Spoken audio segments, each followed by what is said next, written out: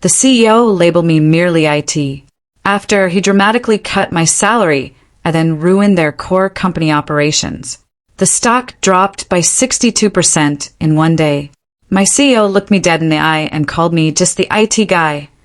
He thought he could slash my salary, dismiss my contributions, and treat me as expendable. But what he didn't realize was that just the IT guy held the nuclear codes to his billion-dollar company. And that day, the stock plummeted 62%. 6 months later, I'm still trying to wrap my head around the absolute insanity that unfolded. Sometimes I wake up in a cold sweat, thinking about how close I was to just accepting my fate. But then I remember what happened, and I fall back asleep like a baby. I'd poured 12 years of my life into Apex Solutions. Started as a junior systems analyst right out of college. Worked my way up to senior infrastructure architect. Sounds fancy, right? But to most people in the office, I was still the guy who fixed the printer or reset your password. When I first joined, Apex was a small, tight-knit operation, maybe 100 people crammed into a cool, restored warehouse in Seattle. Everyone knew each other. The CEO, Michael, even remembered your name at company picnics. I was 28, fresh out of the University of Washington with a computer science degree, and carrying a heavy $80,000 student loan burden. Apex offered me $60,000 a year, and honestly, it felt like hitting the lottery. My flat in Fremont was a literal shoebox with 3 housemates and a perpetually mildew-smelling toilet. But I had a job in my field, and that's all that mattered. My early tasks were straightforward. Database maintenance, user support, keeping the network from imploding when someone opened too many browser tabs. Our systems were ancient, held together by duct tape and prayers. The main platform, DataCore Legacy, managed everything. Inventory, billing, project tracking.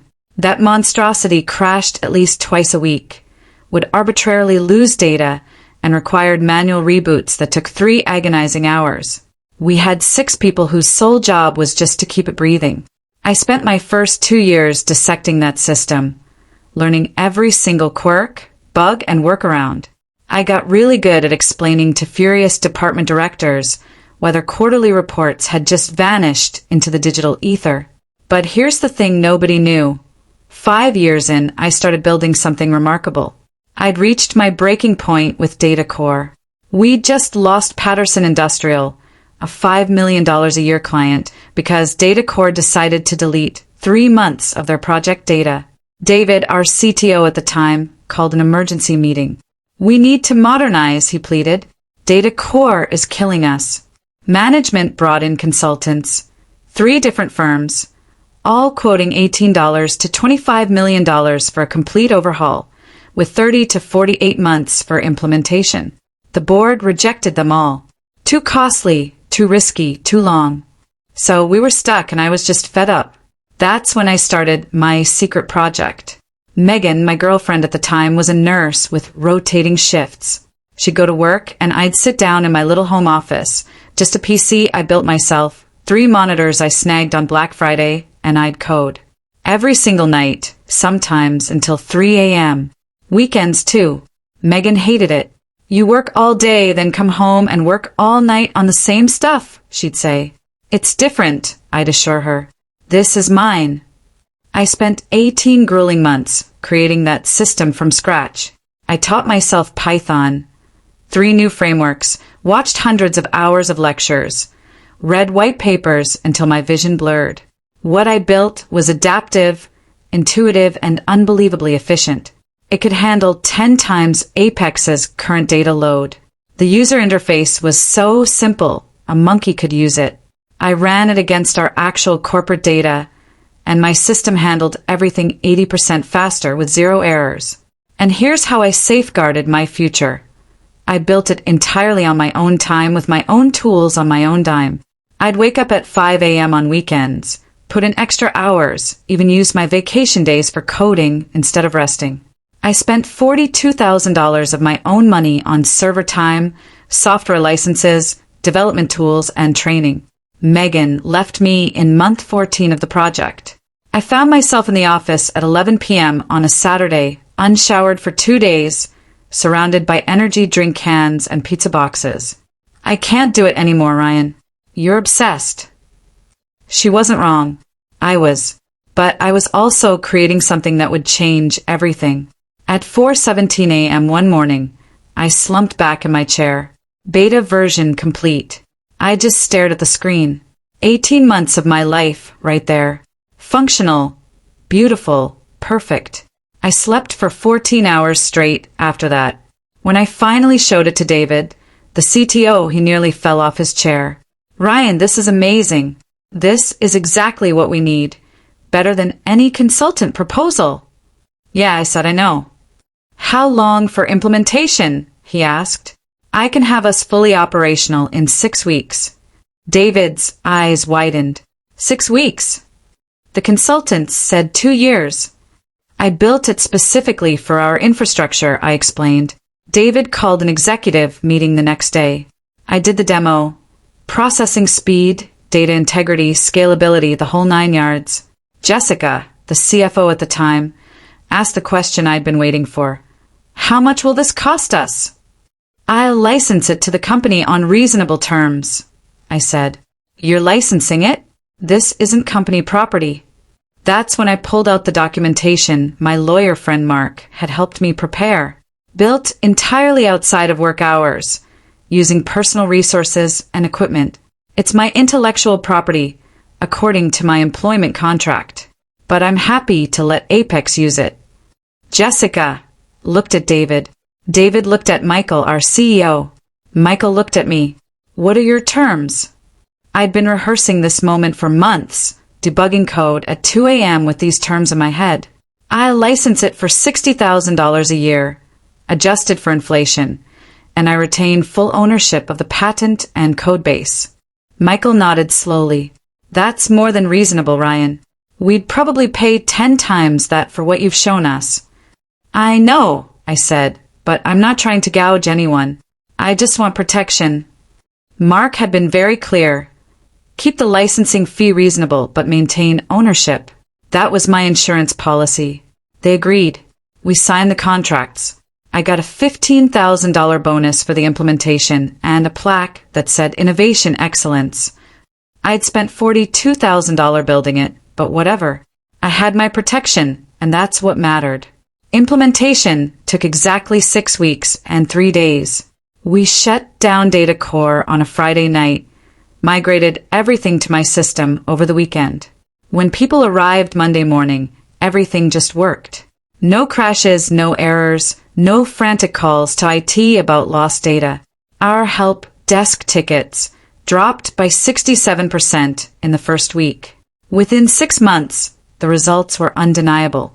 Apex could take on contracts we'd had to turn down for years. In the first year, revenue jumped from $55 million to $100 million. By the second, it was $150 million. My system handled projects Data Core could only dream of, and our client base exploded. We grew from 100 to over 400 employees, opened offices in Portland and Austin, replaced our old warehouse with a proper corporate building. And I was promoted to senior infrastructure architect. My salary increased to $100,000, which felt incredibly fair given I'd built the engine powering the entire operation. Then came January 2024. Apex hired Ethan Clark, a 34-year-old Stanford MBA with 3 years at a private equity firm, where he restructured operational efficiency at 6 companies. Michael, our longtime CEO, announced his retirement, and the board wanted a dynamic successor. Ethan started February 1st. Michael had warned me before he left, over coffee. Ryan, keep an eye on Ethan. He's smart, but he doesn't understand what we built. My first one-on-one with Ethan was during his first week. His office was already completely rearranged, the walls covered in motivational posters about embracing disruption. Ryan, good to meet you, he said, not bothering to stand up. We talked about my system, and he seemed suspicious of the licensing arrangement. It appears we're overpaying, even though the system has been in place for years. My jaw tightened. Because it's my intellectual property. The fee includes ongoing maintenance and updates, right? He asked. We'll revisit that. The second week, Ethan called an all-hands meeting. The conference room was packed. We need to evolve. If we don't adapt, we die. He clicked to the next slide. My team was lean and efficient. March 15th started like any other Thursday. I got in at 7:45 a.m., grabbed coffee, checked the overnight system logs. Everything was perfect. 0 errors, 99.97% uptime for the month. At 9:30 a.m., my calendar pinged. Compensation discussion. Conference room B, 10 a.m. No context, no agenda. Just that. I should have known right then. I walked in at 10 a.m. Ethan was there with Sarah Mitchell, the new CFO he brought in, mid-30s. Always looked like she smelled something rotten. And then there was this guy in the corner I'd never seen before, probably a lawyer. Ryan, have a seat, Ethan said again, not standing. Power play. I sat. We're making some changes to our compensation structure, Ethan began, that fake friendly tone already making my skin crawl. Part of our operational optimization is moving to a performance-based model that better aligns with industry standards.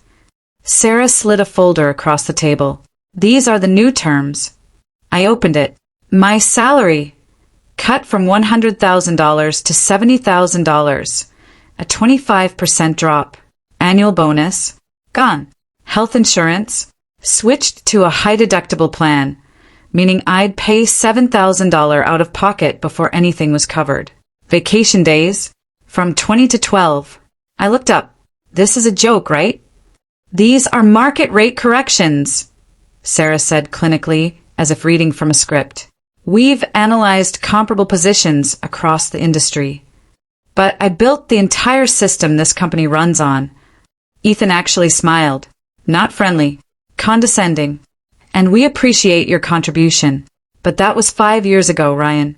This is about current value, not past accomplishments. The system runs everything, I insisted. Every single department, every client contract, all on my platform. Yes, we license it, Ethan conceded, but it's integrated into company operations.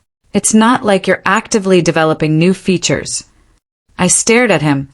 I maintain it, I update it, and I ensure 99.9% uptime. That's active work that, frankly, doesn't require your current compensation level. Ryan, let's be realistic about your position here. You're in IT technical support. You're a valuable member of the team, but you're not mission critical. You're in IT, not mission critical. My blood ran cold. 9 years at this company. All-nighters, canceled family events, building something from the ground up that transformed a struggling mid-tier operation into a regional powerhouse. And this guy who'd been here for 8 weeks told me I wasn't mission critical. What about everyone else? I asked, is this happening across the board? The technical staff will see similar adjustments, Sarah said. Directors and above will keep their current packages. So the guys actually doing the work get gutted while management keeps their bloated salaries. If I don't agree to these terms? Ethan's smile sharpened. Then we'd have to seriously evaluate your position at Apex. These changes are happening. The only question is whether you're part of the future here. The lawyer slid papers across the table. Sign here, here, and here. Changes effective April 1st. I looked at those documents, thinking about my licensing agreement, that very specific clause Mark had insisted on. Ryan, this isn't really a negotiation, Ethan pressed. They were about to breach the contract unilaterally. My license was only valid if they continued to work in good standing and maintain the agreed-upon compensation. We've taken a business judgment based on market analysis and operational demands, Ethan continued. So that's a no.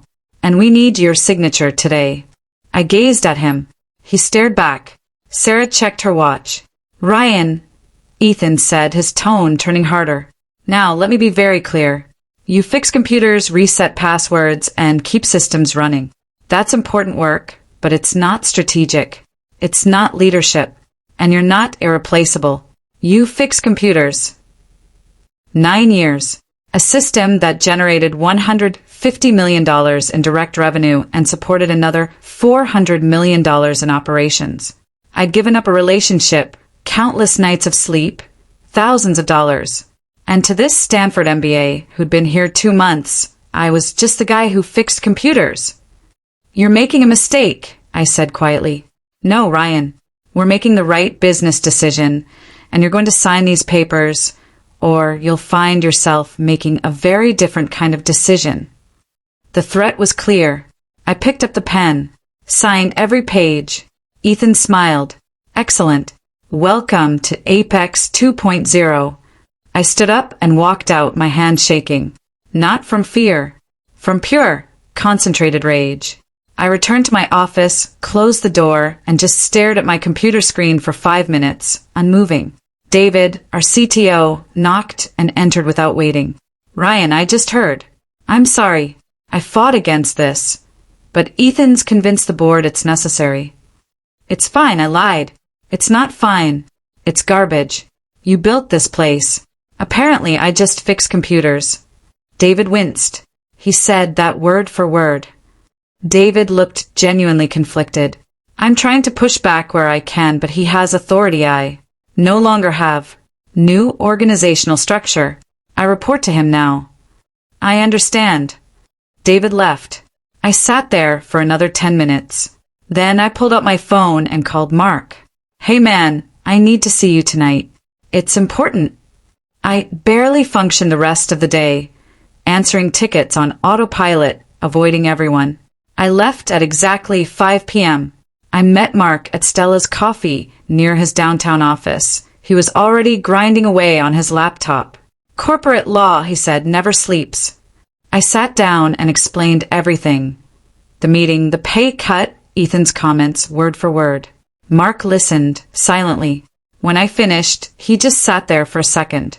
Do you still have your licensing agreement? Yes. Why? Pull it up. I opened my email, found the signed contract, and showed it to him.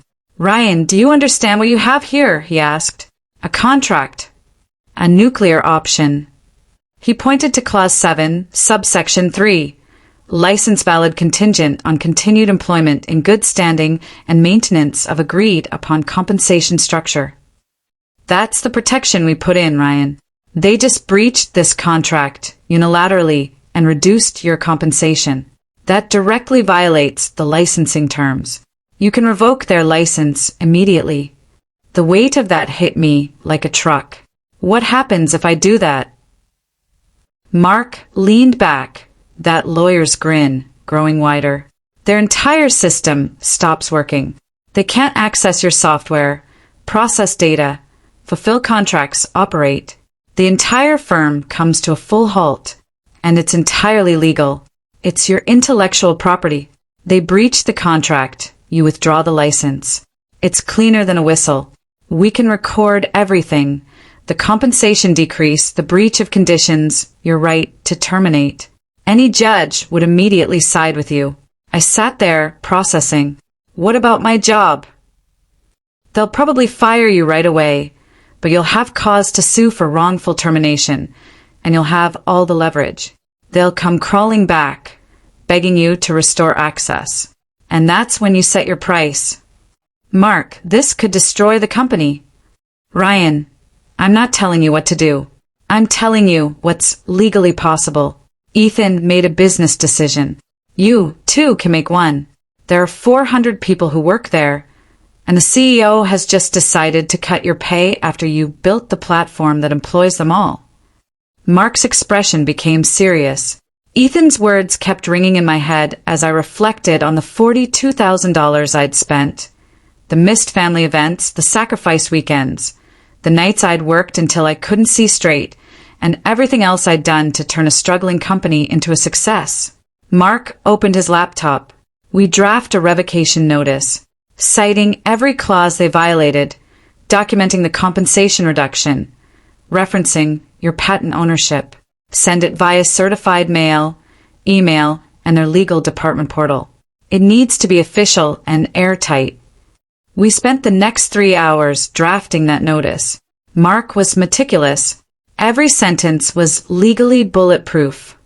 Every citation precise. Every claim supported by evidence. By 10 p.m. we had it ready. One more thing, Mark said. You built a kill switch into the system, right? Yeah. Authentication protocol. If their license status changes, access is automatically revoked. Mark nodded slowly. Ryan, once you send this notice, there's no going back. You need to be absolutely sure. I looked at that document, pages of legal language that basically said, you broke our deal.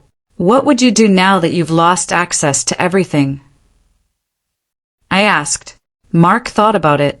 Honestly, I'd be terrified. This is nuclear. But Ethan disrespected everything you built and treated you as if you were disposable. Sometimes people have to learn lessons the hard way. I thought about my team, good people who would be caught up in this mess. But I also thought about Ethan's smug face, the way he dismissed my work, the casual cruelty of cutting my pay while keeping his own bloated salary. Do it, I said. Send the notice. Mark sent the email at 10:37 p.m. on March 19th, exactly 4 days after that conference room meeting. It went to Ethan, Sarah, the entire board of directors, and Apex's legal department. The certified letter would arrive Friday morning. What now? I asked. Now you go home, get some sleep, and prepare for chaos. I didn't sleep much that night. Friday, March 22nd. I arrived at work at my usual time, 7:45 a.m. Everything seemed normal. People were getting coffee, settling into their desks, the usual Friday morning vibe.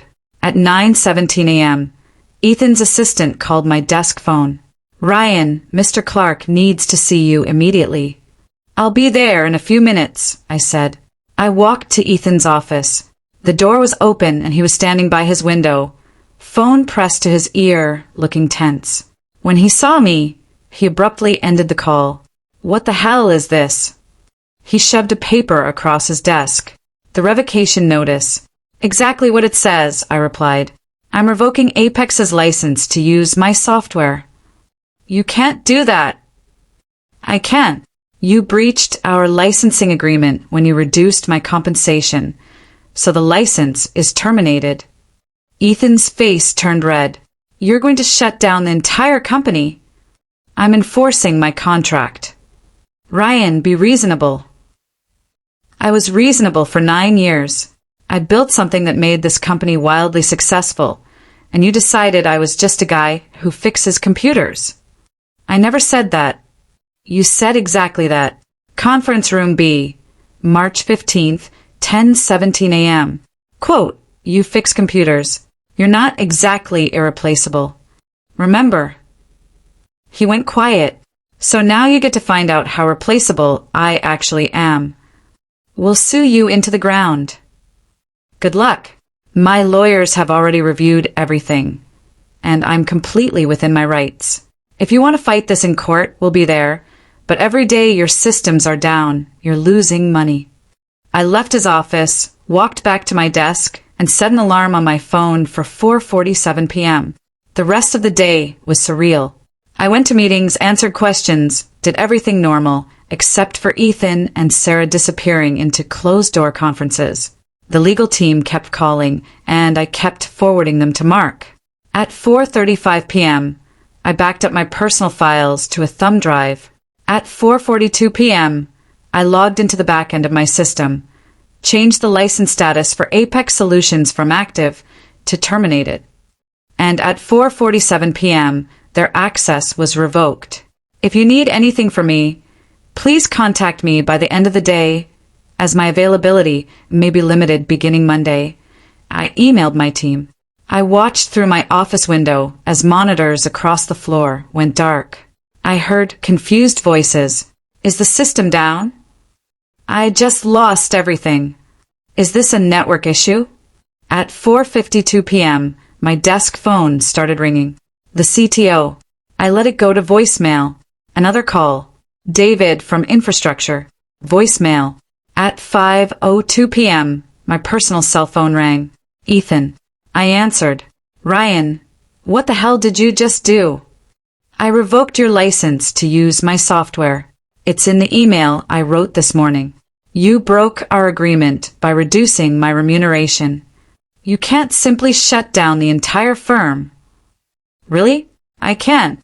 It's my intellectual property. Ethan finally said, You're going to destroy us over a pay adjustment. I'm enforcing my contract in the same way you did yours when you decided I wasn't worth my salary. Ryan, listen to me. No, you listen. You had 9 years of me being loyal, building systems, fixing problems, making this company successful. And you repaid that by cutting my pay by 25% and telling me I was replaceable. Every single operation you run is built on my platform. And without access to that platform, you're dead in the water. Feel free to have your lawyers contact mine. Ryan, be reasonable. We can work this out. You want reasonable? I actually laughed. Okay, here's reasonable. You breached a legally binding contract. I'm terminating the license in accordance with the terms we both signed. If you want to renegotiate, have your lawyers contact mine. Until then, good luck running your company without any functioning systems. I hung up, packed up my desk, taking only a coffee mug, a photo, and some personal items. At 5:23 p.m., I walked out of that building as commotion exploded around me. I got in my car, went home, ordered Thai food, and watched Netflix. My phone continued ringing with texts, calls, and emails, all of which I ignored. The next 72 hours were absolutely insane. Saturday morning, Mark phoned at 8:43 a.m. Ryan, you need to see this. He sent me a link to a Bloomberg article. Apex Solutions stock plummets 34% on system failure. The markets had opened in overnight trading, and news was leaking that their systems were completely down. Investors were panicking. My email inbox was flooded with inquiries from colleagues, recruiters, and even reporters. I ignored it all until Saturday afternoon when David called. Ryan, what did you do? I enforced my contract. The entire company is dead in the water. We can't process anything. Payroll is locked. Everyone's scrambling. They should have thought about that before cutting my pay. Ryan, David sighed. Ethan is an idiot, but 400 people work here. That got to me. David, what was I supposed to do? Let them disrespect everything I built? Long pause. No, probably not. Sunday morning brought more chaos. The stock dropped another 25%, bringing the total decline to 62%. Business outlets ran it as a major story. Some portrayed me as vindictive. Others dubbed it David versus Goliath. I received an email from Apex's board. Subject: urgent meeting request. Body: Mr. Ryan, we would appreciate the opportunity to discuss a resolution. Please contact us at your earliest convenience. I forwarded it to Mark. He called 10 minutes later. They are ready to negotiate. Mark and I drafted our proposal on Monday morning. We sent it at 11 a.m. A one-time licensing fee of $9 million, a $3 million annual fee going forward. Full restoration of my compensation plus a 40% raise to $131,600, an ironclad employment contract, and Ethan's immediate resignation. By 2 p.m., we had a response requesting an in-person meeting. At 9 a.m. on Tuesday, Mark and I walked into Apex headquarters. The lobby was chaotic. Phones ringing nonstop, employees whispering in groups, security guards looking stressed. We took the elevator to the executive floor, where the entire board of directors was present. Thomas, the board chairman, stood up when we walked in. He was an old-school guy who'd made his fortune in manufacturing, now semi-retired but still influential. 8 people were seated around a conference table. Ethan was at one end, looking like he'd aged 5 years in 4 days. Sarah was next to him, pale and quiet. Ryan and Mark, thank you for coming. We sat down. The atmosphere was incredibly tense. Thomas cleared his throat. Let's be direct. We're in a crisis.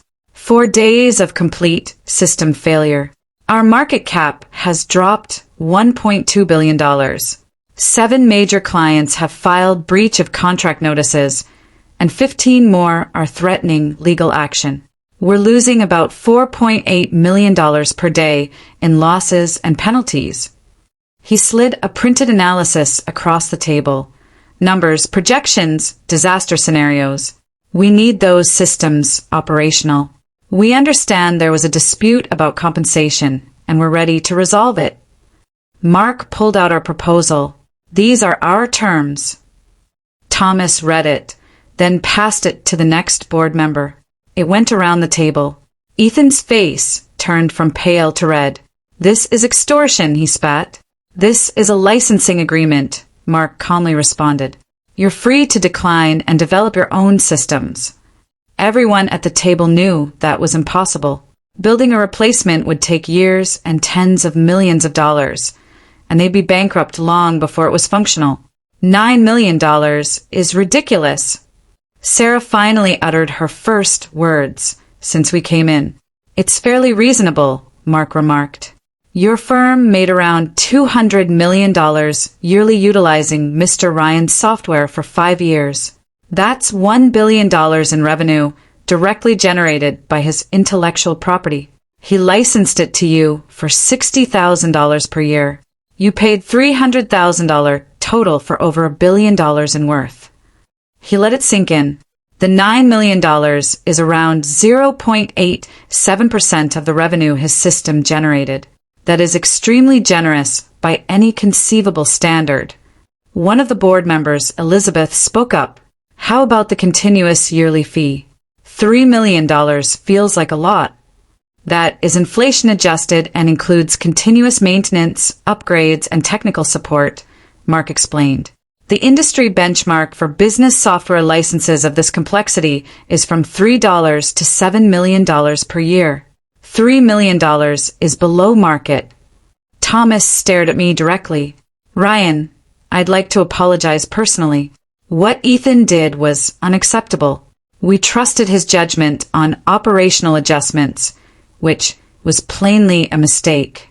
We should have appreciated your input correctly from the start. You created something remarkable, and instead of considering you an asset, we allowed you to be sidelined. I appreciate that, I said.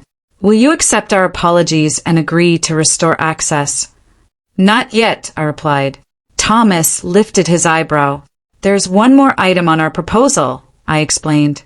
Ethan's resignation. The room fell completely quiet. Ethan sprang out of his seat. Absolutely not. This is ludicrous. Sit down, Ethan, Thomas replied calmly. I am not going to be driven out by... Sit down. Ethan sat. Thomas stared at me. That's a hefty request. Ethan caused this circumstance, I said. He reduced my income, rejected my contributions, and violated our contract. Every dollar you've lost, every customer you've lost, and every point your stock has slid is his responsibility. I was executing the required operational adjustments. Ethan stated, You were cutting expenses without understanding what you were cutting. I responded, You saw a $100,000 salary and thought, that's too much for IT, without trying to discover that the entire firm works on systems I designed. That's not strategy. That's incompetence. Elizabeth leaned forward. Ethan, be honest. Did you know Ryan built the platform before you made the compensation changes? Ethan hesitated. Did you? Elizabeth pressed. I knew he'd contributed to development, yes. Did you know he owned the patent? A longer pause. I wasn't fully aware of the licensing arrangement. So, you cut the pay of the man who owns the intellectual property on which your entire operation is based without even reading his contract. Ethan had no answer. Thomas looked around the table. We need to vote. Ryan's terms include Ethan's resignation. All in favor? Hands went up. 1, 2, 3. Even Elizabeth. Thomas turned to Ethan. You have until the end of business today to submit your resignation. Make it voluntary and quiet, and we'll provide your full severance package. Otherwise, we terminate you for cause, and you get nothing. Ethan looked like he'd been punched in the stomach. This is insane. I've been CEO for 9 weeks, Thomas said. And in 9 weeks, you've cost this company over $1 billion in market value and nearly destroyed our entire operation. I think you've done enough. Ethan stood up, looked at me with pure hatred. You'll regret this. Probably not, I said. He walked out. Elizabeth followed. Thomas came to me. The rest of the terms we accept. $9 million and $3 million yearly. Your pay has been restored with the hike, and you have a protected contract. We'll have the paperwork completed by tomorrow morning. Mark and I exchanged looks. I added one condition. I want Elizabeth to be the new CEO. Everyone stared at Elizabeth, who appeared astonished. Ryan, I'm not. You asked the right questions, I said. You saw through Ethan's incompetence. This company needs someone who actually thinks before making decisions. Thomas nodded slowly. Elizabeth has been with us as an advisor for 3 years, and she is the former CEO of 2 successful companies. It's not a bad suggestion. I'd have to think about it, Elizabeth said. Think quickly, Thomas replied. We need stability right away. Elizabeth looked at me. If I do this, you'll restore system access? The moment the contracts are signed and the licensing fee is transferred, access is restored. Then I'll do it. The board voted unanimously again. Mark and I returned Wednesday morning to sign the agreements. At 10:47 a.m., I restored system access. Ethan's resignation was already public, stating he was stepping down to pursue other opportunities. No one believed it. A $9 million wire transfer was made to an account Mark had set up, and a $3 million annual licensing fee was structured to be paid quarterly. My salary was now $131,600 with full benefits, stock options, and a protected contract. On Wednesday, all terminals reopened, data was restored, and processes resumed. The relief in the building was palpable. On Thursday, the stock recovered 41%, still down overall from the crisis, but climbing. On Friday, business journals reported on the dramatic resolution, which some called unprecedented, while others called it a cautionary tale about undervaluing key employees. I became a minor celebrity in tech circles. I declined all interview requests from major publications. Mark, on the other hand, was ecstatic. I'm putting this case in my portfolio. Best contract enforcement I've ever done. When I returned to work on Monday, it was surreal. People stared, smiled, then looked away. My team, the developers and analysts who'd worked under me, actually applauded when I walked in. Welcome back, boss, said Emma, my lead developer. Thanks. Good to be back. David pulled me aside. Ryan, I'm glad you won. Ethan was going to gut this whole department. You saved us. Elizabeth summoned me to her office that afternoon. The office Ethan had occupied for 9 weeks had changed dramatically. The minimalist furniture was gone. The motivational posters vanished. It now resembled an actual workspace. Ryan, please sit. I sat. I'd like to make something very clear, she began. What happened here was inexcusable. You built something extraordinary, and instead of valuing it, we treated you as expendable. I appreciate that. I also want you to know that changes are happening, real changes. IT is being properly funded, and your team is receiving the respect and compensation they deserve. And anyone who talks about you like Ethan did will be shown the door immediately. She slid a document across her desk. This is your new contract. Everything we agreed on, plus one addition. I read it. The addition: annual performance review with guaranteed minimum 5% raise, plus discretionary bonuses based on system performance. You don't have to do that, I said, but I do. You saved this company twice, once by building the system, and again by forcing us to recognize our mistakes. That's worth rewarding. I signed it. Elizabeth also said that I want your input on all major operational decisions going forward, in the form of a formal advisory role. If we make changes that affect infrastructure, I want to hear from you first. Are you serious? I asked. Absolutely. Ethan's mistake was thinking he knew everything. I know what I don't know, and I don't know what you know. So I'm asking for your expertise. That actually meant something. Over the next few weeks, things stabilized. The stock recovered to about 85% of its pre-crisis value. Some clients returned, while others were permanently lost, but the company survived. My team grew to 12 people, and I made certain that each and every one of them received fair compensation and good benefits. Elizabeth proved to be exactly what Apex needed. She rebuilt client relationships, restructured management to encourage collaboration, and actually listened to department heads rather than just dictating changes. The $9 million sat in investments. I didn't go crazy with it. I bought a nicer apartment in Capitol Hill, paid off my student loans, started a college fund for my nephew, and invested the rest conservatively. The $3 million annual licensing fee kept coming. Quarterly payments, like clockwork, with the first payment arriving in June. Watching that deposit clear was satisfying in a way I can't quite describe. People from my past reached out. Megan, my ex-girlfriend who'd left during the development phase, texted me. I saw the news. I always knew you were smart. Sorry I didn't see it then. I didn't respond. David's wife sent me homemade cookies with a note thanking me for not letting them win. I ate the cookies. I'm still here 6 months later. The stock has recovered to 87%. Elizabeth has rebuilt client relationships, cleaned up Ethan's mess, and actually listened to people. My team has grown to 15 people. Emma has been promoted to lead developer. 2 new hires from Microsoft joined us, wanting to work somewhere that valued technology. The quarterly licensing payments come in like clockwork. In July, Elizabeth contacted me and informed me that 3 companies were interested in licensing my platform.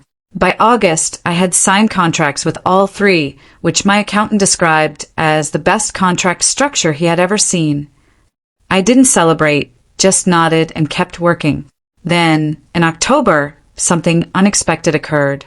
Ethan sued me, claiming I'd sabotaged operations and harmed his reputation, demanding $9 million. Mark called me, laughing. We had everything documented. The case was dismissed, the judge calling it frivolous. Ethan was charged $50,000 in legal fees, which I heard he sold his condo to pay.